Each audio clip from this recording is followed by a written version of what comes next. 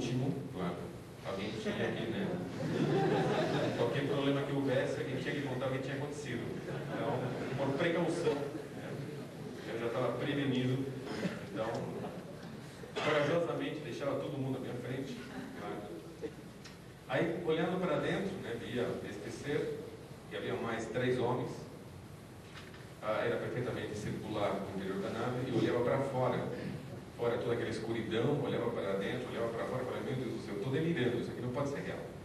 Tanto que inclusive comecei a, com o punho, dar de socos na fuselagem da nave, para ver se aquilo era real, se realmente aquilo estava sendo concreto, era ilusão.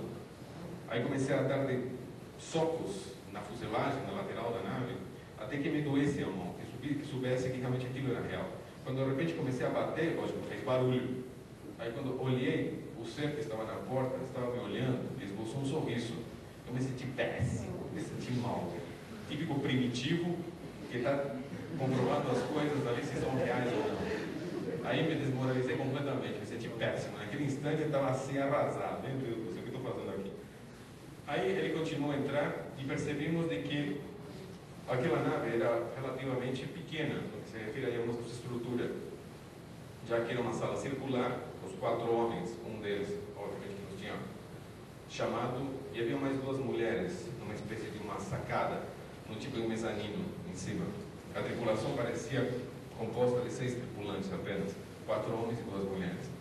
Perfeitamente humanos, perfeitamente femininos, em todos os sentidos.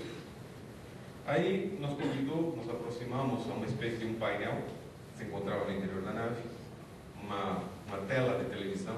Naquela época no Peru ainda tínhamos TV em preto e branco, quando de repente naquela imagem colorida, né, alta resolução, a gente se viu de repente a cidade de dia, era já de noite para nós, e começamos a ver na tela a gente.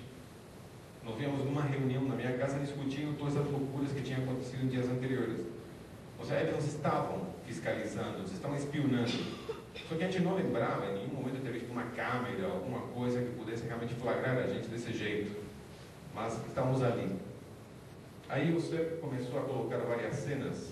Não sei se alguém já teve a oportunidade de dar um pulo em Disney World, em Epcot Center, e entrar naqueles cinemas 360 graus, onde tem aquelas vistas panorâmicas em cima da Terra.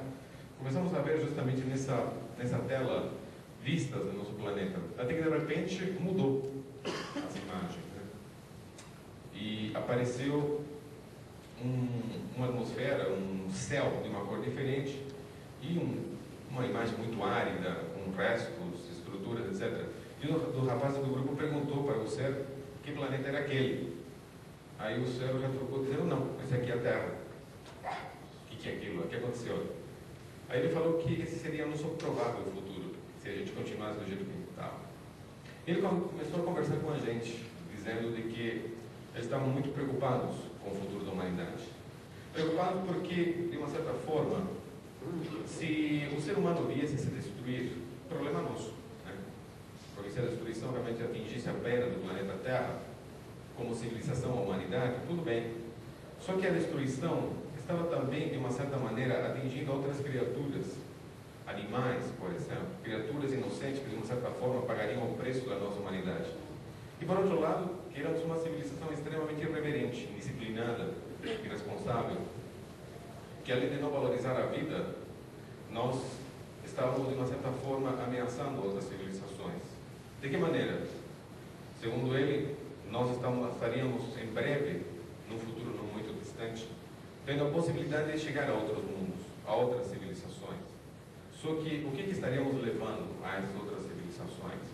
Nossa inveja, nosso separatismo, nossos radicalismos, nossas divisões de fé, nossos interesses particulares, nossa insegurança.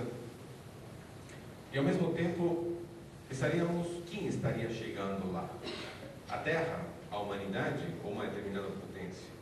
Quanta fome teria que ter acontecido no nosso mundo ainda antes de ter conquistado os outros planetas? Quantas divisões, separatismos, dificuldades o mundo teria que enfrentar para que de repente uma determinada potência conseguisse dar esse grande pulo, né? Na medida em que nós temos aqui agora indo à Lua e gente morrendo de fome na África. Estamos conquistando um universo sem ter conquistado sequer a nossa liberdade. Estamos conquistando o entendimento e a compreensão da criação sem termos conquistado sequer a alegria de viver. Temos conquistado, de uma certa forma, certos níveis de sociedade, enquanto que outras sociedades sequer têm ideia do que é alimento, saúde, garantias, tranquilidade. Então, eles diziam que éramos uma sociedade extremamente complicada, cujos valores estavam por cima da própria vida. A vida não representava nada, apenas os interesses eram que estavam por cima. E que isso lhes preocupava, porque no futuro, não muito distante, seríamos uma civilização que chegaríamos a determinados conhecimentos científicos que poderiam colocar o universo em colapso.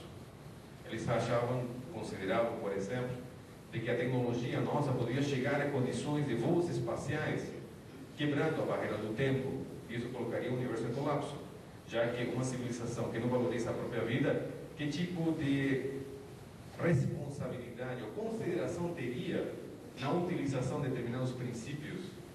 Utilizaria de uma certa forma, de uma certa maneira responsável, ou a sua experimentação irresponsável poderia colocar em jogo a vida do próprio universo?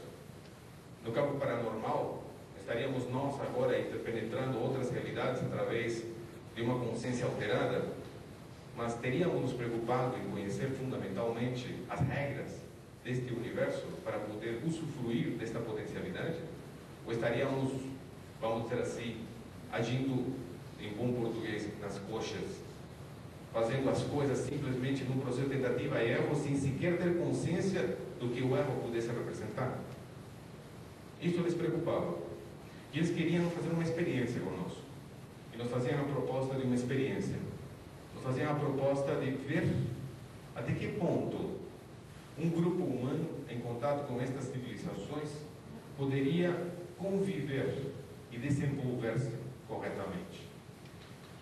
Ou seja, na possibilidade de intercambiar com eles, de que forma esta relação influenciaria nossas vidas, ao ponto de que a influência extraterrestre nos mantivera saudáveis, coerentes, sadios mentalmente, e que de uma forma ou outra viesse beneficiar a nossa participação social, o nosso intercâmbio com o mundo, a nossa relação com o mundo, e não viesse justamente a nos alienar.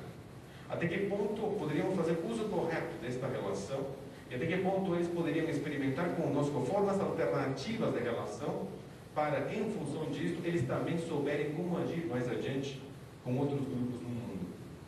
Seríamos nós cobaias voluntárias de um processo de troca para que eles pudessem avaliar em loco como se relacionar com o ser humano e o que esperar dele. E até que ponto ceder ou não informação e conhecimento para ver o que seria feito com esse conhecimento. Nos dava a oportunidade de participarmos dessa grande aventura, dessa grande experiência. Porém, se nós não desejássemos participar, não haveria nenhum problema. Eles se retirariam de imediato e nunca mais os veríamos. Imaginem vocês receber essa notícia. Se a gente diz não, nunca mais a gente tem esse encontro. Nunca mais veremos um disquinho voador acenando para a gente. Nunca mais vai pintar um extraterrestre de repente abrindo a janela ou surgindo aí no meio. Então, lógico, a possibilidade de perder essa mamata nos fez dizer sim. Mas não porque naquele momento, munidos desse amor fraternal e universal, desejando beneficiar e privilegiar a humanidade como um todo, nos entregamos ao sacrifício. Não.